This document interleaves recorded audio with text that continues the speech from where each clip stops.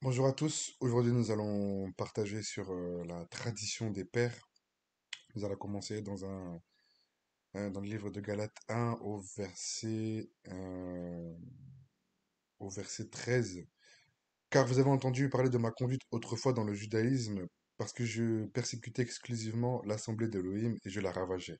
Et j'étais plus avancé dans le judaïsme que beaucoup de ceux de mon âge et de ma race, étant le plus ardent zélateur des traditions de mes pères. Et donc, c'est- on va parler aujourd'hui plus particulièrement des traditions. C'est un très très vaste sujet, mais je vais essayer de faire assez court.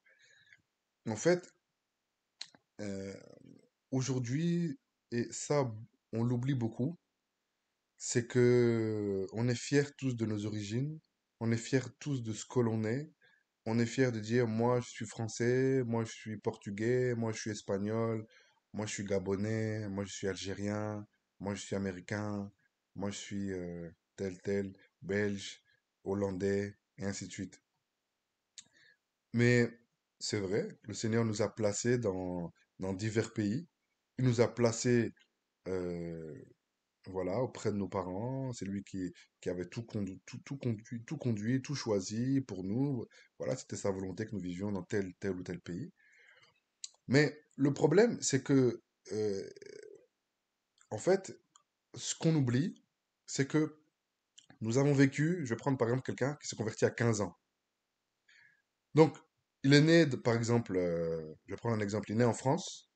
Il est né en France, il a vécu en France. Et à 15 ans, il s'est donné à Christ, il s'est baptisé, il a décidé de suivre le Seigneur. Et cette personne continue à vivre sa vie, il se sanctifie, il craint le Seigneur, il le suit, mais il est toujours confronté à certaines choses qu'il ne maîtrise pas. Il voit que sa vie chrétienne n'avance pas sur certains aspects et il ne comprend pas. Et l'une des raisons pour lesquelles parfois il peut y avoir des blocages ou des choses qui ne fonctionnent pas, c'est parce que il est en opposition entre sa vie en Christ et les traditions du pays dans lequel il vit. Ce qu'il faut comprendre, c'est que à partir du moment où cette personne s'est convertie, il reste de nationalité française, il reste français, mais il est né de nouveau dans le royaume. Et aujourd'hui, les règles qu'il doit mettre en pratique en priorité, c'est euh, les lois du royaume. Et c'est là où ça coince. Nous devons adopter les traditions du royaume. Certains disent même chrétiens, ah moi je suis fier, je suis congolais, je suis de telle tribu, je suis de telle, voilà, telle origine, c'est très bien. Voilà, c'est le Seigneur nous avait fait grandir là ou de telle origine, gloire au Seigneur. Mais avant toute chose, nous sommes chrétiens, citoyens du royaume. Nous avons le passeport du royaume, la carte d'identité du royaume des cieux. Et parce que nous allons mettre le passeport de tel pays pour voyager, voilà, quand on nous demande de papier, on va donner la carte d'identité de nos pays, c'est normal. Nous vivons dans un pays et nous avons, voilà, ces choses administratives, c'est normal. Mais d'un point de vue spirituel, euh, ce qui est important à comprendre pour notre croissance et pour notre avancement spirituel, c'est nous devons nous détacher de la culture de notre pays qui vient en opposition avec euh, la culture du royaume ou ce que le Seigneur nous impose. Je vais prendre des exemples concrets pour qu'on puisse comprendre. Je prends l'exemple de la France pour que on puisse avoir des exemples concrets pour, pour nous faire comprendre que Paul était un zélateur des traditions de ses pères. Mais ces traditions, il les a abandonnées, les traditions qui étaient en désaccord avec la parole du Seigneur, il les a abandonnées pour suivre le Seigneur. Nous allons prendre des traditions très ancrées en France euh, et qu'on peut voir chez beaucoup de chrétiens d'origine française ou d'origine étrangère mais vivant en France. Et, surtout ne pas oublier que dans les traditions, il y a beaucoup d'influences démoniaques. Pas tout, mais en majorité, beaucoup de traditions sont d'origine, ont été sous l'impulsion de l'ennemi. Après les traditions françaises, donc par exemple en France, une des traditions, dans la manière d'être des gens, dans la culture du pays, c'est beaucoup la, la, la peur. Voilà. Il y a beaucoup la peur, le stress. Les gens en France sont très stressés. Naturellement, les gens sont stressés par le travail, par les enfants, par le quotidien, par les choses de ce monde, par les factures, par les finances, par les problèmes divers et variés, les problèmes dans les familles. Il y a beaucoup, énormément de stress. Est-ce que, en tant que chrétien, nous devons être stressés? Non. Nous devons manifester la paix du Saint-Esprit. Donc, il y a une opposition déjà entre le stress de la culture et un des fruits du Saint-Esprit qui est la paix. Donc, si on ne se débarrasse pas de cette culture, de cette manière de penser, on va toujours être stressé. Toujours.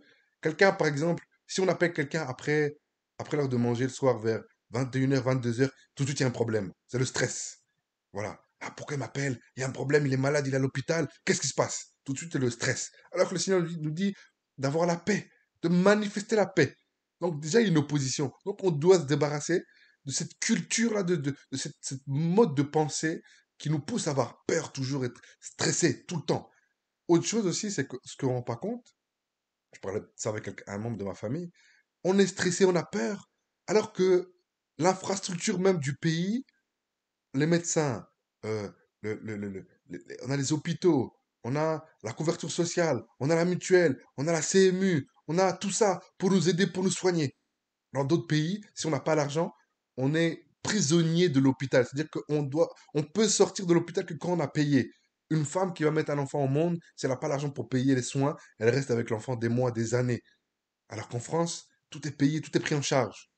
Et nous avons stressé dès qu'on a une maladie. Ah, comment je vais faire? Alors que déjà même la structure du pays va nous aider. Le Seigneur permet, voilà, par ces moyens-là, de nous aider. Il peut le faire miraculeusement, bien évidemment, mais parfois il peut utiliser aussi la structure du pays pour nous aider.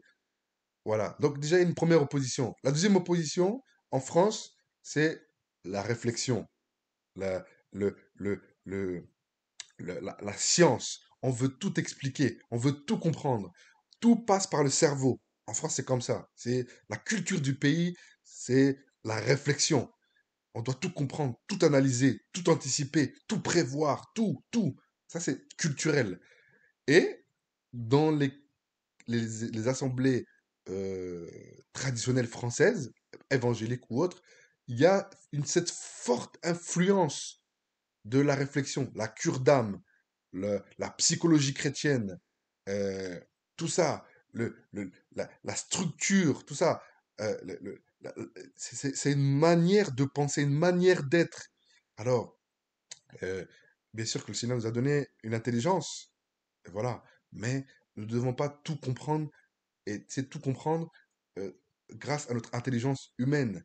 Euh, on doit laisser manifester la foi. Voilà, c'est très important. Tout est dans le culte français traditionnel, 10 heures, 10h20, la louange. 10h20, 10h50, 11h, le culte, l'enseignement. 11h, 11h15, la louange. 11h15, 11h30, les annonces, et après tout le monde part chez soi. Voilà. Et l'organisation et une structure. On laisse pas le Saint-Esprit faire. C'est comme si on disait, Seigneur, attends, moi je vais faire, tu es Elohim, tu es créateur, mais moi, je vais faire quand même une structure parce que quelque chose qui n'est pas structuré, c'est pas correct quand même. Effectivement, il faut une structure pour chaque chose, c'est important. On ne peut pas faire comme on veut. Il y a une structure à avoir. Mais laissons le Saint-Esprit faire. Laissons le Saint-Esprit faire. Ne soyons pas dans les raisonnements en France, en Occident, pour prêcher dans une église fédérée, qui fait partie d'une fédération, on doit faire partie, on doit être sanctionné par un diplôme d'une école théologique. Donc le Seigneur s'apprend à l'école alors que nous avons le Saint-Esprit. L'Esprit de Christ est en nous et nous voulons aller dans une école et payer plus de 1 000 € pour être enseignés des profondeurs du Seigneur. Quelle folie. Voilà, la culture occidentale, la réflexion, la compréhension, la science, la structure, tout ça, voilà, ça vient s'opposer à ce que le Seigneur veut pour nous. Bien évidemment qu'il faut, je me répète, il faut être structuré dans notre vie quotidienne, il faut être structuré, il faut une rigueur, il faut tout ça, bien évidemment. Mais je prends l'exemple du culte. C'est le Seigneur dit aujourd'hui, on va faire la louange pendant 2 heures.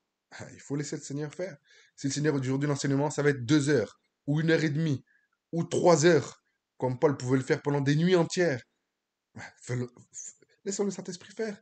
C'est le Saint-Esprit qui est au contrôle de toutes choses. Voilà, ça c'est pas le désordre. C'est laisser l'Esprit agir, agir comme il veut.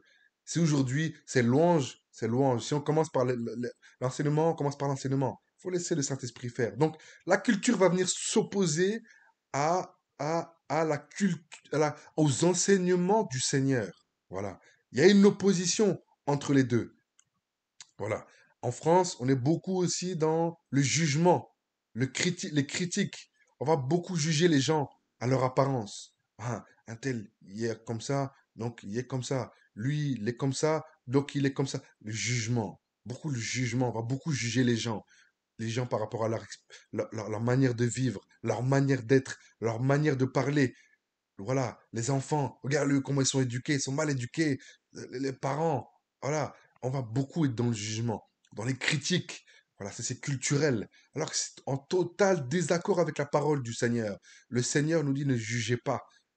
Il faut avoir un jugement, mais spirituel, non pas un jugement physique des gens sur la manière d'être. Les gens viennent avec leurs défauts, ils ont leurs casseroles, ils ont leurs blessures. Voilà, il ne faut pas juger les gens, il faut aimer les gens, il faut manifester l'amour, manifester le royaume. Voilà. Et après, une fois que les gens sont convertis, le Seigneur, il rééduque, il délivre spirituellement, mais il rééduque aussi les gens. Voilà. Qui viennent avec leurs difficultés, les problèmes qu'ils ont eu dans leur enfance et toutes ces choses. Et il rétablit correctement les choses.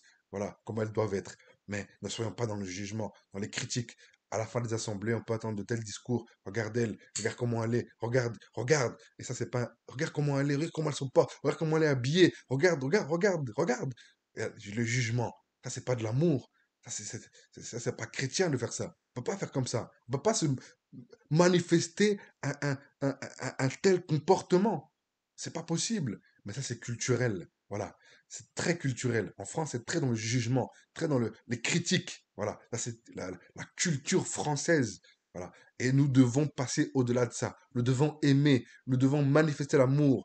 Nous devons, voilà. Nous, avant d'être chrétiens, nous sommes venus avec nos casseroles. Nous sommes venus avec nos erreurs. Nous sommes venus avec nos fautes. Nous sommes venus avec nos failles. Est-ce que le Seigneur est venu en nous disant, t'as ça comme défaut, ça. Petit à petit, il nous a travaillé. Petit à petit, il a travaillé nos cœurs. Petit à petit, il a travaillé nos âmes. Et il continue à le faire chaque jour, jusqu'à l'enlèvement de l'Église ou notre mort. Il fera que nous enseigner pour que nous changions nos voies, changeons notre comportement, notre vie. Voilà. Donc ne soyons pas dans le jugement. C'est ce qui vient s'opposer à, à, à, à, à, comment dire, à ce que le Seigneur veut faire dans nos vies. Il y a une opposition entre la culture du pays et ce que le Seigneur nous enseigne dans sa parole. Et voilà, donc ça c'est des exemples concrets, hein, de la culture. J'ai pris l'exemple de la culture française, hein. Euh, Autre chose aussi, dans les temps dans lesquels nous sommes, bon, ça c'est, on peut l'entendre des choses en France, mais un peu partout, hein, la comparaison des vies. Regarde, regarde, regarde, lui, il part combien de fois en vacances. Regarde sa voiture, regarde sa maison, regarde sa manière d'être. Regarde les comparaisons de vie par rapport au matériel. Aujourd'hui, le système nous fait croire que nous sommes ce que nous sommes grâce à notre matériel ou à travers les choses matérielles que nous pouvons posséder ou pas. Regarde la taille de sa maison, regarde son salaire, regarde sa vie. Regarde, regarde, regarde les comparaisons de vie. En tant que chrétien, nous ne pouvons pas avoir adopté de tels comportements, de telles vies, de telles manières d'être, de telles manières de penser. Voilà. Donc il y a une opposition. Il y a une opposition entre la culture de ce monde et la parole du Seigneur. Et ça, c'est des choses qui ne sont pas possibles. Et pour finir, nous devons nous débarrasser de cette culture. Donc ça peut être la culture française, mais toutes les cultures de chaque pays. Il y a des cultures aussi qui nous poussent, qui nous mettent directement en contact avec des démons, hein. Par exemple, euh, comment dire, la dot, hein, la dot, le fait de donner un prix à une valeur, à une femme, à un homme, tu es vendu, mais tu n'es pas vendu au néant. Tu n'es pas vendu, le néant n'existe pas, hein. C'est soit les voies du Seigneur, soit les voies de Lucifer.